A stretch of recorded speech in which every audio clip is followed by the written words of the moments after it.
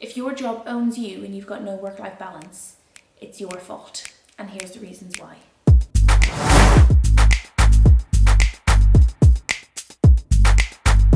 Employees will always give more work to the employees that they trust to get the job done. Sadly, a side effect of being someone who's trusted is being overworked and underpaid because you get more than your fair share of the work. And yes, you're probably increasing the company's bottom line, but all you get is burnout. Firstly, you want to see if any of these apply in your job. So 1, does anyone already work remotely?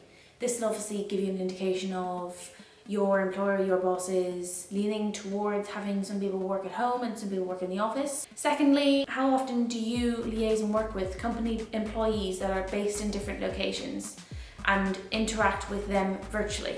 This will kind of give you an idea if adding your home as another location into the kind of the company footprint will be a drastic move or something that is kind of happening already between different company offices. Thirdly, do you already have a work laptop or do you have the company softwares that you need to do your work downloaded onto your personal one?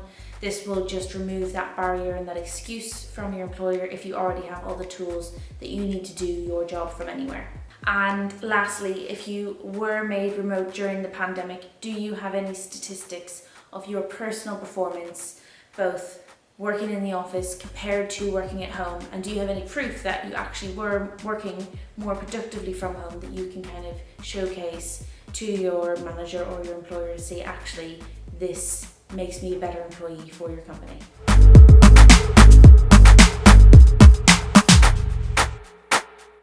Okay, so how do you ask the question?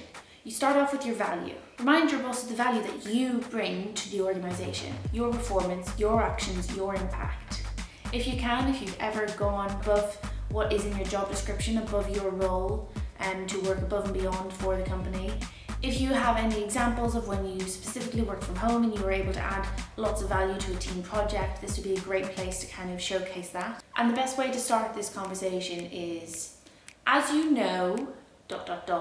all the things that you do for the company and how great you are and how you're a vital part of the machine that is the company. The next thing that you want to display is your independence. So if you're going to be working isolated from the rest of the company, you kind of need to show them when you've done this well in the past. Remind them of when you've been able to complete tasks without the help of your line manager or those around you in the office, and how good you are at troubleshooting problems and figuring out problems by yourself. So next, you want to talk about the situation. So both your personal situation and the situation for the company. So in your personal situation, you want to talk about why working remotely would work well in your life, whether it's the commute in the morning exhausts you, easier to balance with your personal life, if you've got family duties that you need to do during the day, if you work better kind of outside of office hours, so you're really productive in the morning or later in the evening, and working from home allows you to cater for that, still outputting the same work that you would normally and still attending the same meetings where it's necessary. And then also the situation of the company. So those questions that we asked before, do other people already work from home? Are a lot of your meetings within the company